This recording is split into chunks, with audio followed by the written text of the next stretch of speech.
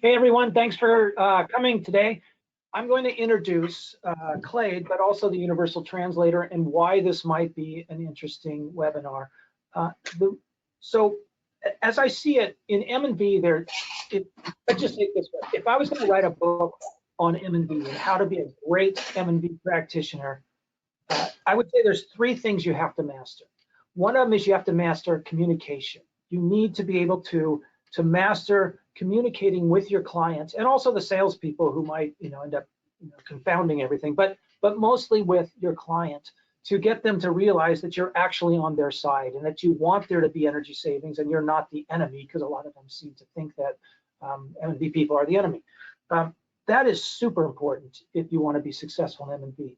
Another part that's really important is to be able to have this analytical mastery, and that would be a mastery of Excel spreadsheets, of doing option B, M&B, where you can do chiller, calculations and HVAC and bin sims and things like that, and also modeling programs like eQuest and Trace and things like that, so that you can do non-routine adjustments and all of that. That is very important. But the third part to me of being a mastered M&V is mastering buildings and mastering, let's say, the HVAC and control systems, especially. And because to me, a great M&V practitioner isn't just going to be someone who makes reports and communicates them and gives them to the clients and communicates them, and that's that. No, great M&V is, in a perfect world, if you had time, would involve going on site every quarter, or at least every half year, but hopefully every quarter, and looking through the BAS and seeing, what's going on. Hey, we scheduled that air handler off. Why is it on? Huh? The chill water set point. Why did that change? It used to be 43, and now it's 40, 41. What happened? And that kind of stuff, where you're actually looking through the different points and finding out, how things have changed, but also finding problems. The M&V or the facility staff often doesn't have time, as you know, to go and do this kind of stuff. So if you are able to find issues for them, you're able to provide extra value. Certainly you'll earn their respect, but also you're going to help your company, because you're going to be able to uncover problems and you'll be able to get more savings, because you're going to remove problems, retrocommissioning type problems. So Universal Translator is a great tool to do exactly this. The Universal Translator will allow you to analyze quickly a lot of, let's say, the control system, trend logs, data loggers, and things like that. Clayde will show it to you a little bit later. It's a free program. It's put out by PG&E. There's great training available. And this webinar is an introduction to it, so you can see what you can do with it. Okay, Clayde. Clayde's been with us, what, 8 years now at Abraxas? Is that right? 11. No, really? My gosh. June 6, 2010. We hired Clayde out of college. Clayde is, I would say, a workhorse. This guy, he does energy audits and retrocommissioning day in and day out. 11 years of doing that. He has seen so many buildings, so many millions of square feet of buildings. He's been all over the country, the United States. He's been all over the US doing energy audits and retrocommissioning. He's a workhorse, as I say, and part of the backbone of our company. But anyway, Clayde's going to show you the Universal Translator, and I'm going to drop out a little early. I got to go somewhere, but thank you for coming. Go ahead, Clayde. All right. Can you guys see my PowerPoint? John, can you confirm that at least? Good. All right. So as John was saying, I'm going to be showing you the Universal Translator. I'll show you the end result first. So as John was saying, part of the M&V process is communicating with your client. So this is just some examples of some of the charts that you'll be able to make with Universal Translator 3. This is a scatter chart.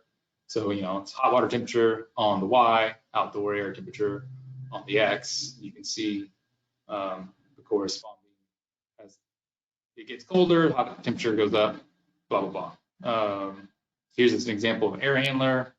You can make different panes. So there's temperatures on one pane, there's a fan on the second pane, and it shows that the fan is on.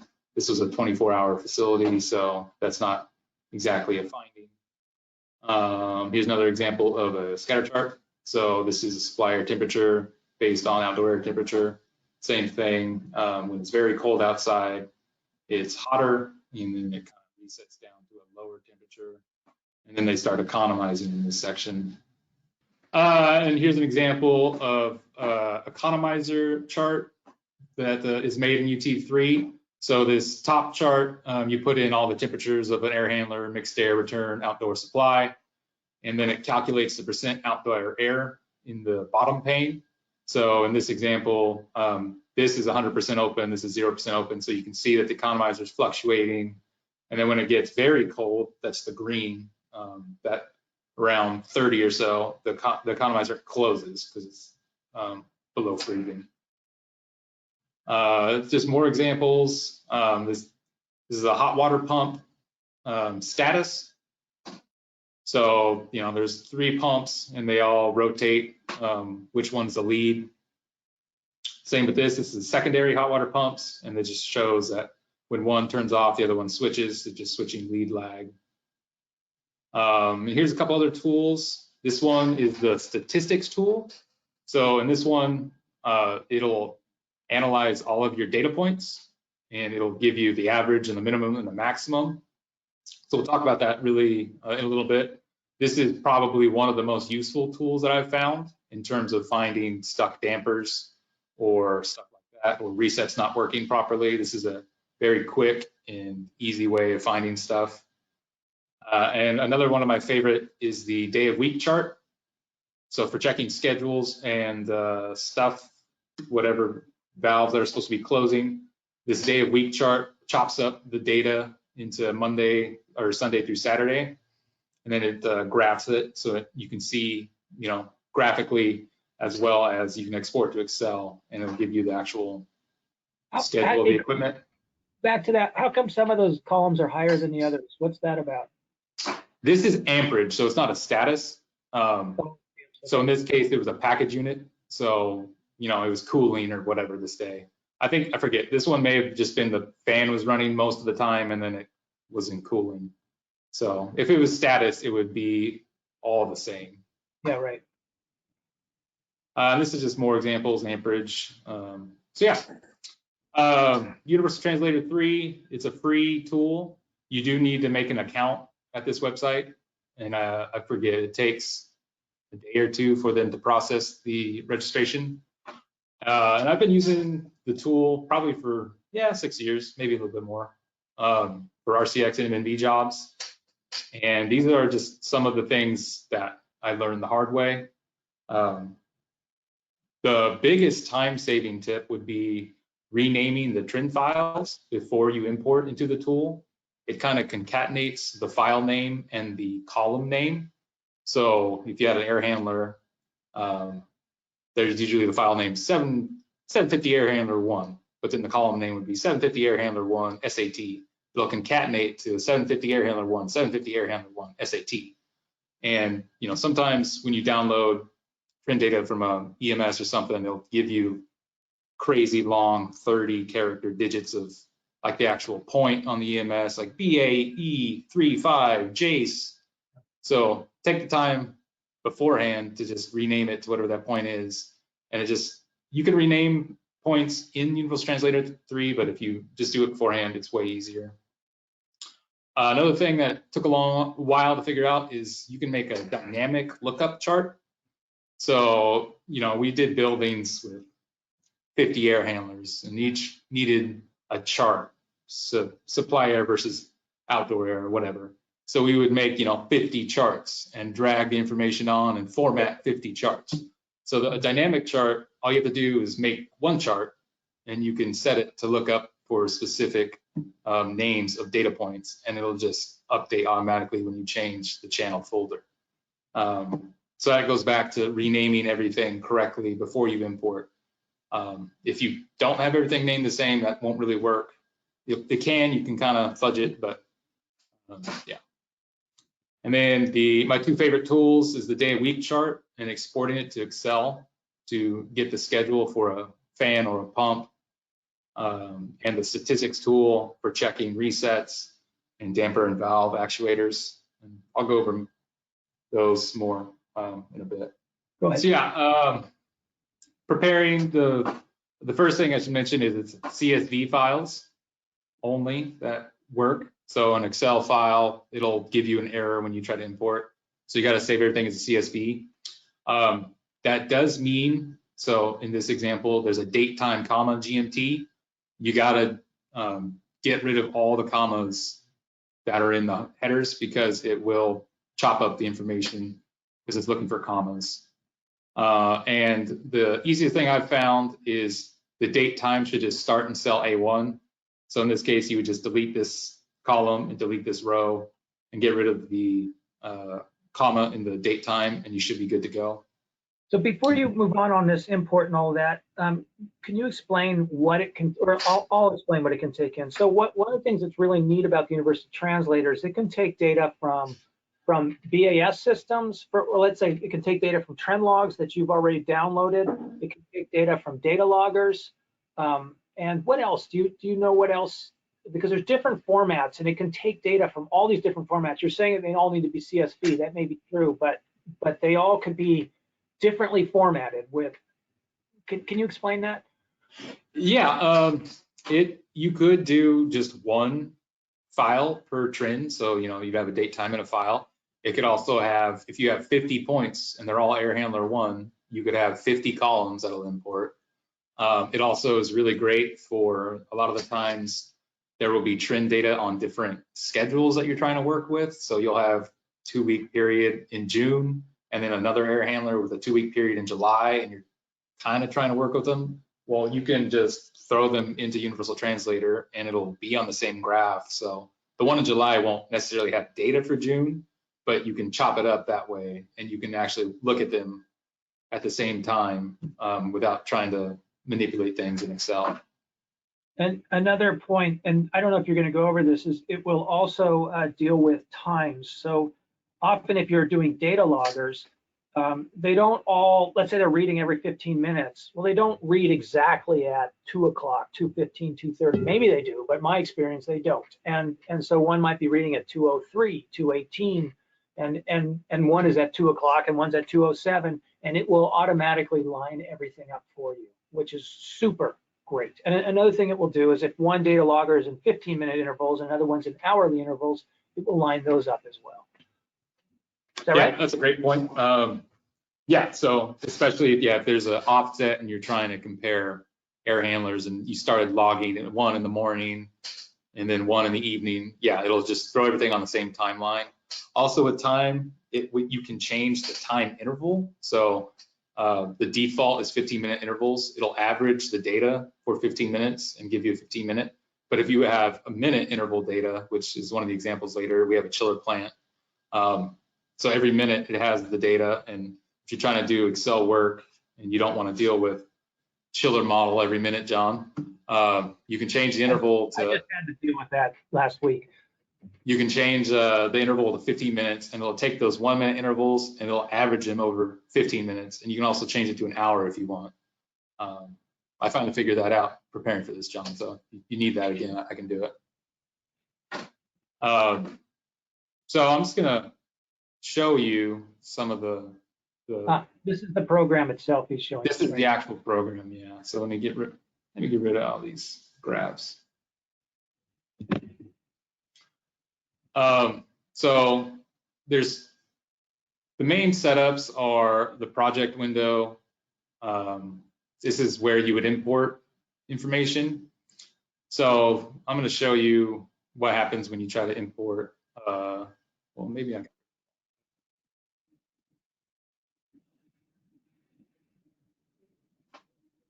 So like this lighting one, it's not formatted correctly. I guess I'll show it to you first.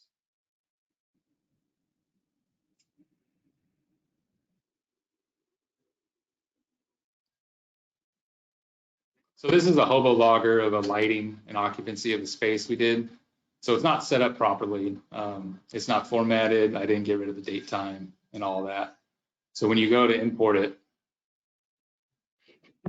it will give you, it'll work because it's a CSV. But when you go to actually do it, it'll give you all these bogus channels too.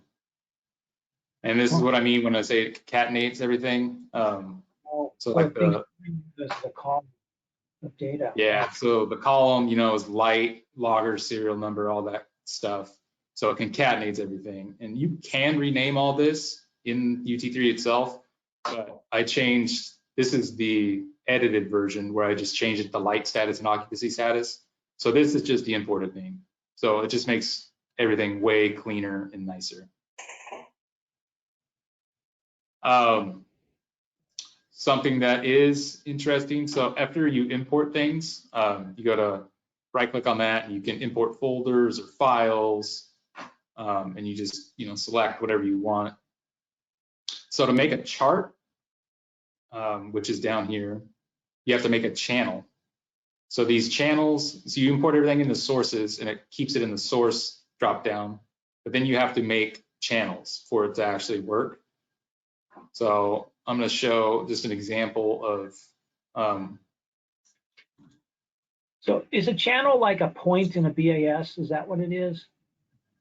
A channel could be, it's kind of up to you how you want to define it, but the way channels work in UT3 is that a lot of the tools, you have to select the channel you want to analyze. So like for statistics, you have to select a channel. So if I wanted to do statistics on air handler 1 only, I would select air handler 1. But if I wanted to do all of the air handlers, I would select the air handler. This is a channel, and it would give me all of the data points. So it kind of just segregates the data into the channel. So it's a collection. It's a group of points is what a channel is. Yeah, so you can define the channel to whatever you want. Okay. So I'm just going to show an example real quick of something that you need to be aware of. So when you make a chart, you just go into the channels and you can drag whatever you want onto it. The only word of caution would be when you do this, if you drag information from a different channel, so this is channel 1, if I drag information from a channel 2, it'll wipe everything that you did. One channel at a time. So if you end up, spending 15 minutes making this chart pretty, and then you accidentally drag information from a different channel, it's going to erase everything. But yeah, that's. Okay, so that makes sense. So if you want to make a chart or do some kind of analysis on something, all the points that you want to do analysis on need to be in that same channel. Then you can do analysis. One thing that I forgot to mention is there's this global channel, which that's outdoor temperature is a really good example of what to put in a global channel. This populates in all of the channels. So you'll see machine outdoor temp, machine outdoor temp, machine outdoor temp. So, if you have a building that has one outdoor air reading for the central plant and the air handlers, you would just put outdoor air temperature in the global channel, and then you could do the analysis with that. Yeah. So the 3 main charts, I'll just go over quickly. This is an example of a line chart. So it's just date is on the x-axis, and it'll just graph, time graph, I guess. There's also a scatter chart. So, if there's a reset, in this case, it's hot water versus outdoor air.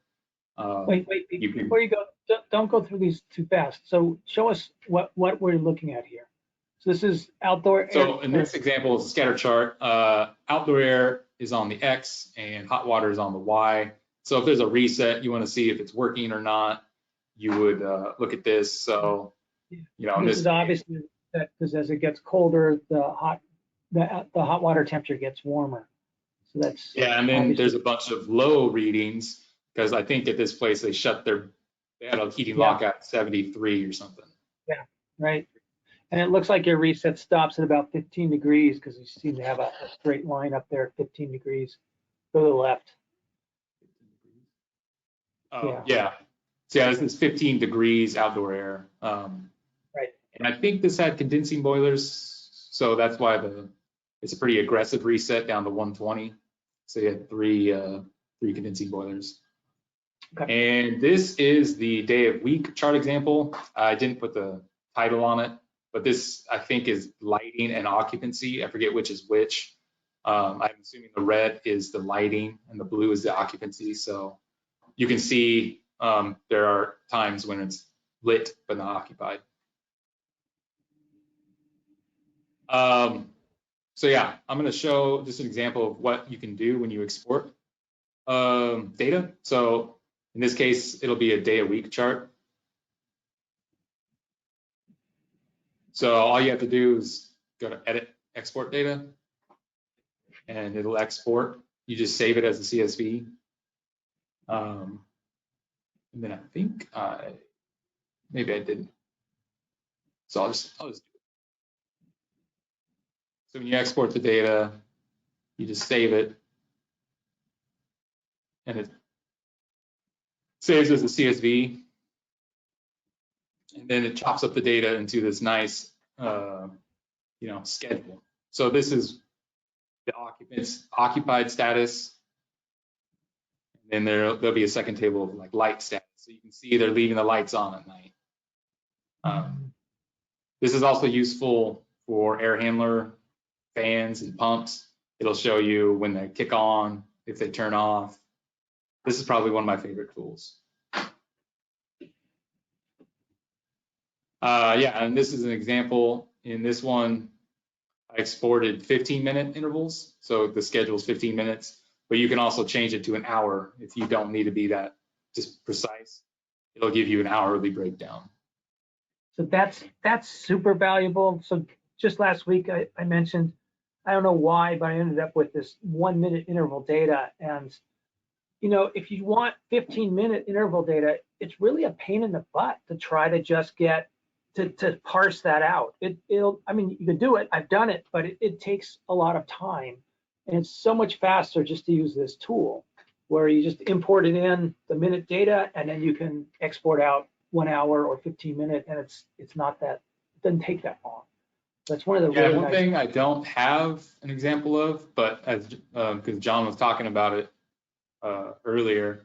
So if you had different timelines or offset logger data, it'd be the same thing. You literally just make a line chart, load everything, and then you just export the data, and then it'll line everything up. So that's how easy it is that he's talking about.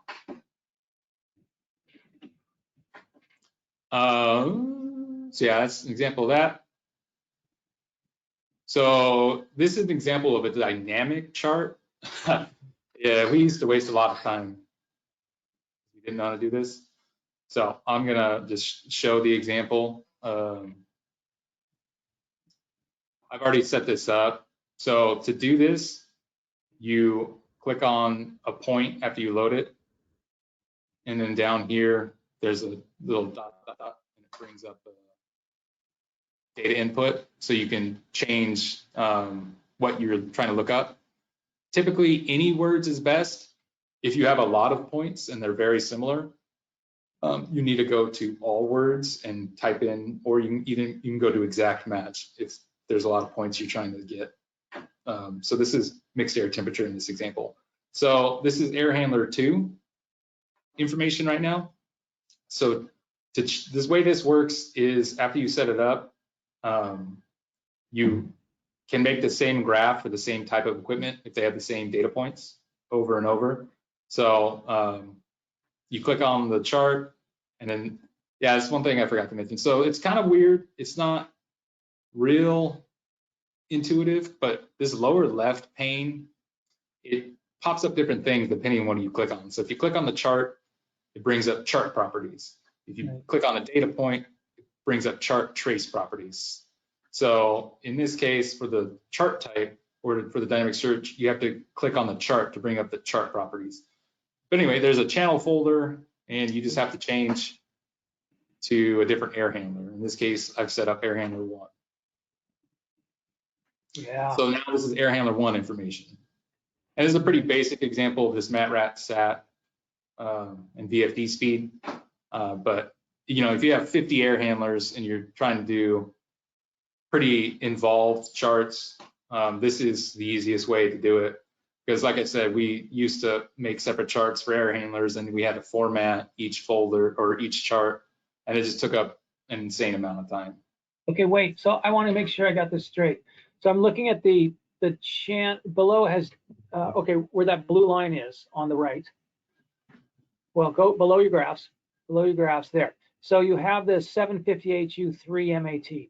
Okay, so you have to name this? Does the other HU2 have to be 750HU2 MAT, or could it just be some kind of gobbledygook with an MAT at the end? Gotcha. Yeah, that's a great question. So you'll see this failed search. So this is what happens when it doesn't find whatever you specified. So if we click into the air handler 1, I think I typed in air because there was a outside air. Air handler 2 has an outside air. Air handler 3 has an OAT. Okay. So that's why it failed. So if we go into the search, it's not really going to work, but if we change this to OAT, right, it'll work for this graph, but not the other graph. So that goes back to renaming all the points appropriately. Okay. When you do it so originally. in other words, you don't have to be that specific with the points. You just have to have some things in common, like always MAT, always RAT or OAT, and then that match thing you were talking about will find the right points to put in your graph. That's yeah. The only thing, the word of caution on that is if you go to any words instead of all words, for example, I caught this error this morning, and you just type in VFD, it's going to grab VFD status instead of speed. So you just got to pay attention to what it's actually grabbing, refine as needed. So if I change that to all words, then it's going to find VFD speed instead of stopping at VFD. Good. Okay. I'm gonna have to split. I can go to my appointment, but thanks everyone for coming, and Clayde's gonna take you through the end. Take care, everyone. So yeah, and this was just an example. So in the graph when I made the slide, I didn't even realize, but this was VFD status. It was 0 to 1. So this morning I changed to VFD speed. That's graphed appropriately. Another cool chart type is a multi-pane chart. So this just shows you how to make different panes. It looks like this. In this case, it's just a bunch of VAVs that are grouped by pane. So here is one VAV, here's another VAV, here's a third. So here's the CFM on the left, and then the damper positions on the right. Multi-pane is pretty useful if you want to compare the same kind of equipment and the same points, but it's also useful if you want to, let's see if I did one of these. So like, yeah, so air handler where you want temperatures or something and a VFD or a fan status on a different pane. You can also add axes to each one of these. So we've done, where there's air temperature on this one, another point on the right axis, and then on the second pane, there's, I think, fan speed, and then on the right, there's like chilled water valve % open. So I'll show you how to do that real quick. It's pretty easy. So if you make a line chart and you just click on it to bring up the chart properties, if you scroll down, there's going to be a pane, and you click on collections, and then you just click add. So that's going to add a pane. But then if you also want to add an axis for that second pane, well, for either pane actually, so the primary one's going to be the top one, and then the pane one's going to be the next one below it. Pane 2 will be the one below that, etc. So if you want to add a y-axis, each one of these will have a collection for the y-axis. Click on that. And it's kind of the same deal. You hit add to add an axis. And then the only thing that I want to mention on this is the position of near is the left, and position of far is the right. You can also take the time to change the font here. A lot of the time, like the default's 9, so when you copy into a report, it's kind of hard to see. So you can take the time to edit the title here. So yeah, so you hit OK. Yeah, so I had to add information, but there's the different things.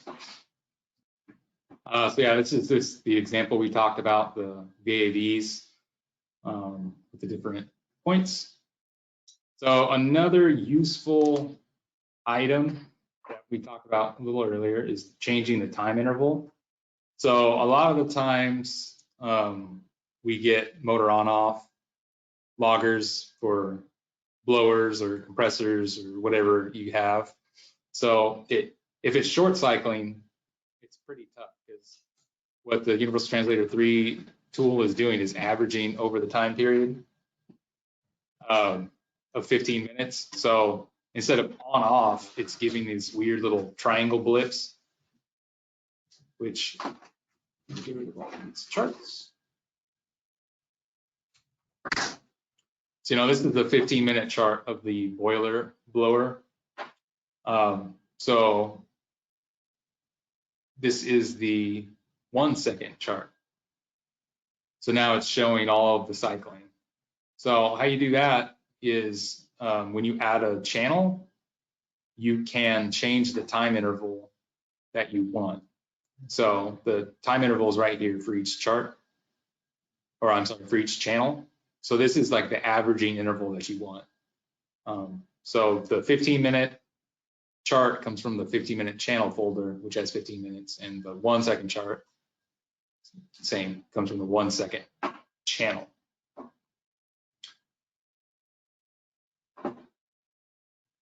So yeah, it's just showing how to do the interval. Right, so this is kind of what John was talking about. So this is the chiller model that John was dealing with last week.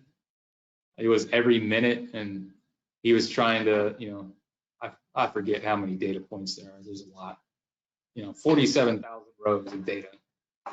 So something useful for the Universal Translator is once you import the chiller data, that's the chiller model minute, then you can change the time interval to every 15 minutes, or in this case, I made it every hour.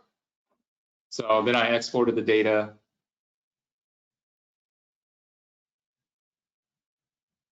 And now it's the average of the 15-minute intervals, and the same with the hourly.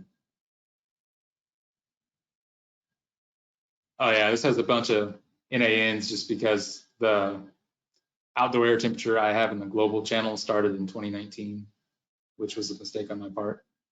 But yeah, if you scroll down, then this is the average of every hour. And if there isn't any data, it'll give you NAN. So just be aware of that. The easiest way I found to deal with the NANs is just do a find replace all. And just replace them with blanks.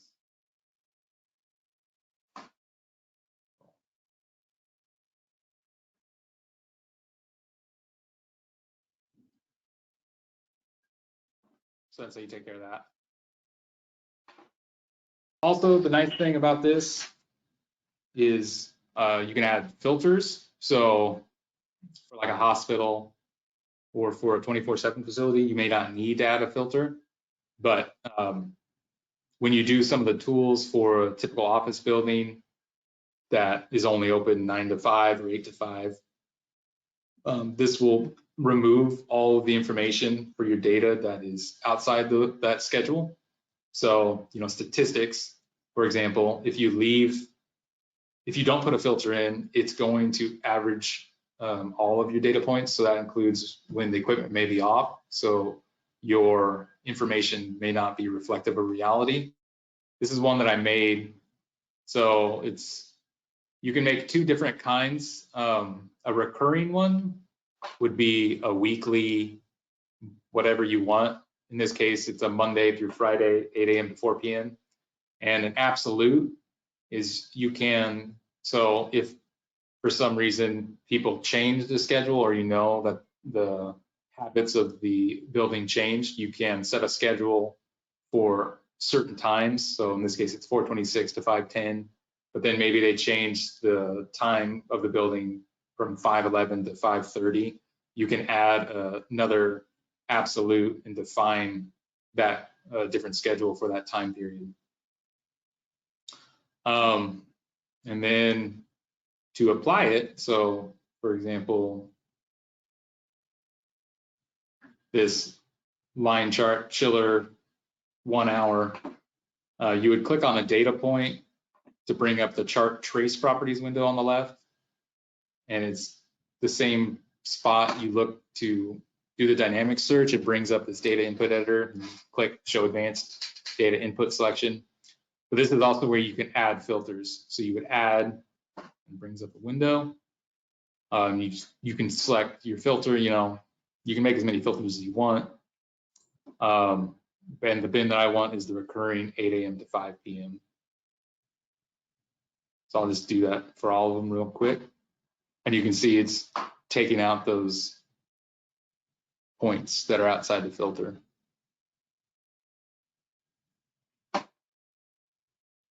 And I'm just gonna get rid of these two. Yeah, so it's removing, this is just the filter or the values that are Monday through Friday, 8 a.m. to 5 p.m. It's chopped out everything else outside of those parameters.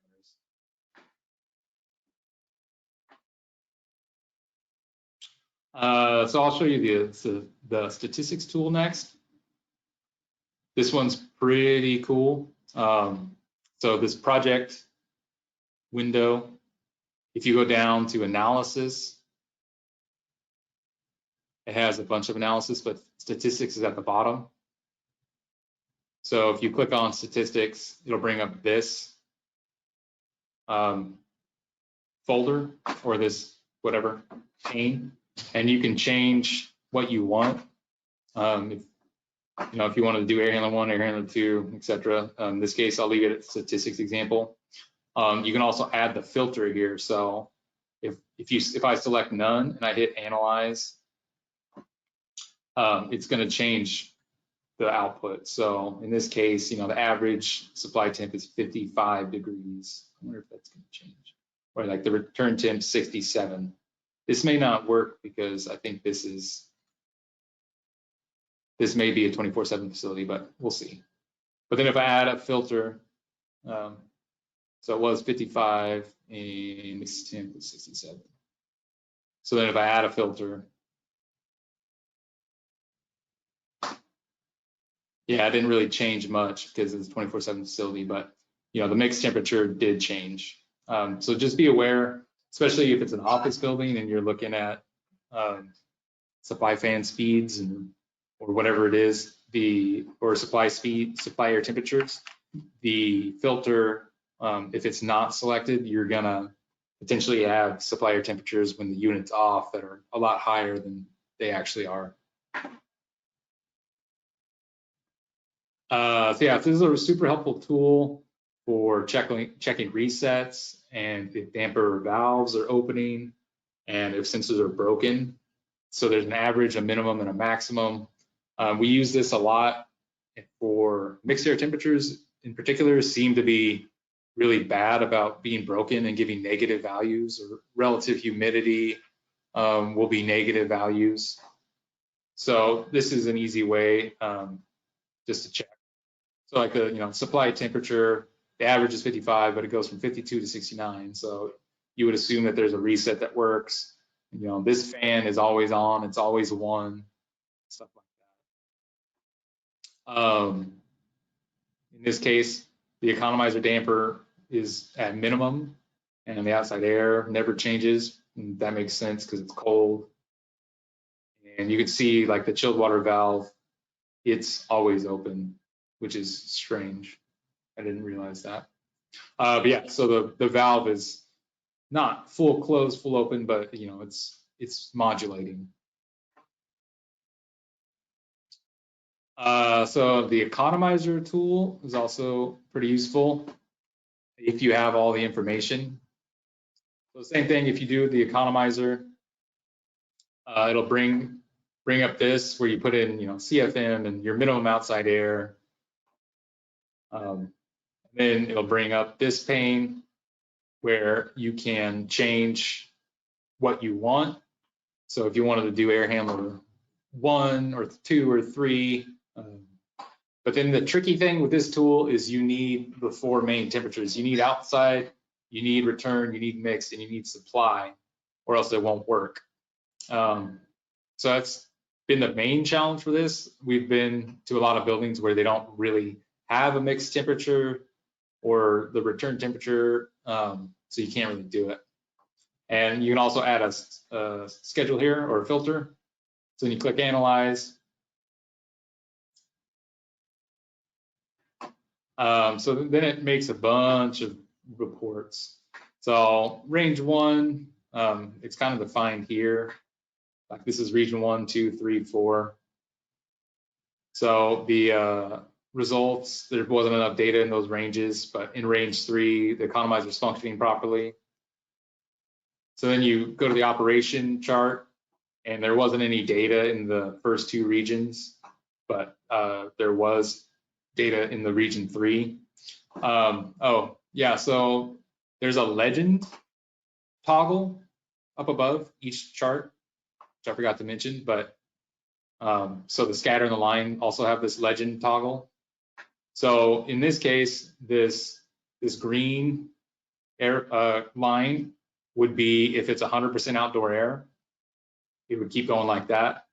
And it's kind of hard to see, but this blue is the ideal economizer operation. And then there's a light blue upper bound and lower bound. So this is like, boundary of the ideal operation. So in this case, the unit is operating pretty good. It also makes this performance chart that I showed earlier where the percent outside air is calculated based on the temperatures.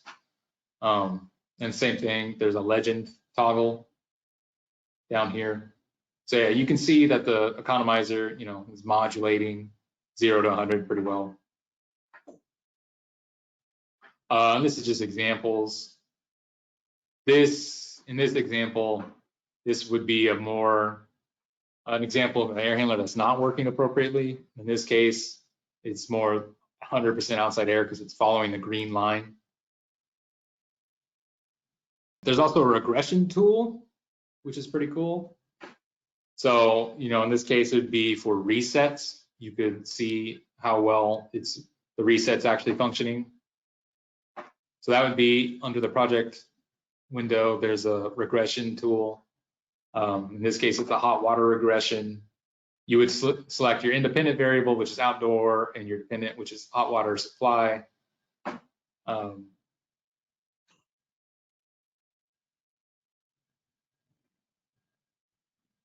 Then I think I broke it.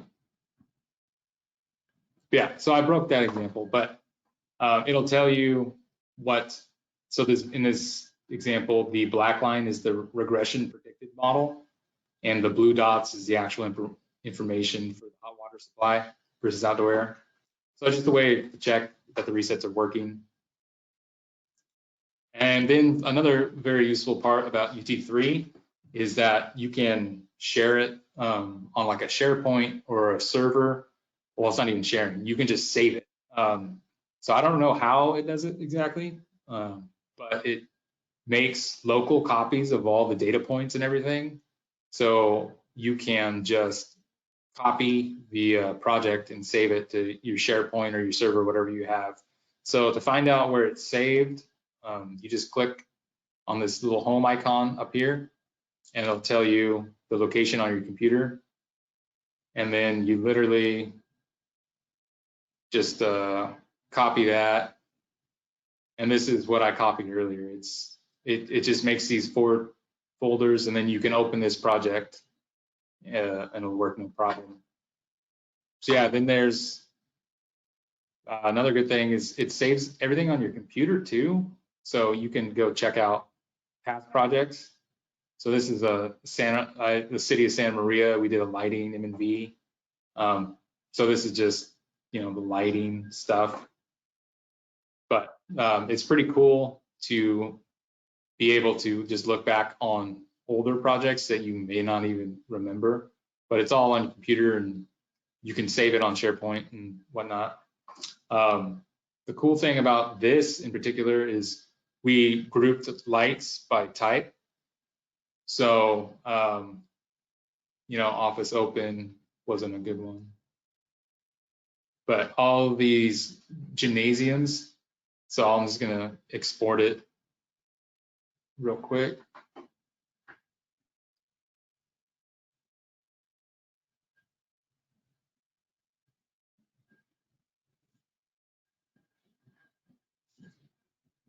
So we grouped all the gymnasiums together to get their schedule. And then all the gymnasium's occupancy and lights, we were able to do the schedule analysis from exporting the data, which was super helpful. Now we just got a couple minutes left. So there are free YouTube Universal Translator 3 training videos online as well. There's just, I don't think they've been updated in quite a while, you know, 5 years ago. But they are pretty helpful. They have some additional stuff that I didn't really cover. There's set point analysis, MNV analysis, plug load, light load. But with the time, couple minutes, I just want to talk about making the charts pretty. So it's kind of a pain. That's why the dynamic chart is really useful. So like I forgot to mention, there is a legend box up here, which will bring your data points down here. But then to edit the titles of things, in this case, this isn't a very good example because there's multiple types. That's why the timeline is, or the axis goes from like 200 down here. So I'm just gonna get rid of the temperature. So now it's all KW. So to make a axis, you just right click and go to edit title. So I'm just gonna say power KW. And then to edit the size and the color, you just right click on font. And then to copy to a report, there is a copy to clipboard up here. So that just saves it to your clipboard, and then you can just go to your Word document or whatever you have and just paste straight in. There's also something called interlace that makes it a little more appealing. So if you click on the chart, you right click and go to properties, this little box pops up. And if you go to y-axis, there's an interlaced. So that's just a little more visually appealing. You can also zoom in with the magnifying glass if you want to look at a particular day. And yeah, if you want to change your axes, there is, if you go to properties, it'll also bring up, you know, step is the interval that it goes to. So if I wanted to do, this has 30 right now. If I wanted to do step 50, it would change it to 50. If I also didn't care about the lower ones and I just wanted to look at 150 to 250, you change the minimum to 150 and the maximum to 250, stuff like that. And the same with the time chart too. If you right click on the x-axis, you can change the step or the minimum maximum. So if I didn't care about the first part of this graph, I could change the minimum to 5, 16, 20, 21, and it would update that too. So now you have that graph. Oh, it didn't. Well, I was wrong about that. I thought it was going to change. Oh, no, I was right. So if you want to zoom in on a particular region or a particular timeline, you can do that too and copy paste. And that's really all I have in terms of the training. I wrote something. Yeah, so the training videos are on YouTube. It's like I said, they're all pretty old, but they are useful. And then I don't see any questions. So I'm assuming, oh, there's one. Let's see. Can you change those defaults for fonts, etc.? Let me see.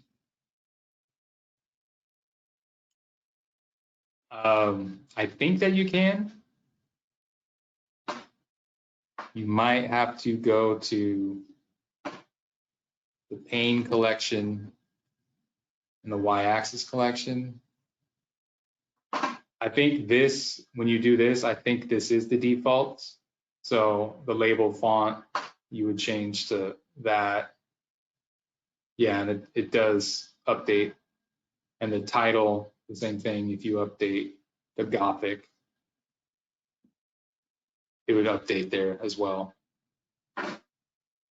Let's see, I think there might be a couple more questions. Are the channel names specific? The channel names can be whatever you want it to be. In this case, there's just a bunch of different examples. So, you know, a lot of the times, if we're just looking at a building, we'll chop everything up into air handlers, chilled water plant, hot water plant, because the analysis tools, like statistics, for example, that is what is going to be referencing. So you have to select what channel. If you wanted to do all the data points, you don't even have to really chop it up into different channels. You could just say building XYZ and it'll give you all the points. But if you want to do a little bit more specific and only show the chilled water points and then only the hot water points, then that's when I would make the channels specific. So thanks for joining us. And if anyone does have any more questions, just email webinars@abraxasenergy.com. And we can also send out this slide deck. Okay, thank you.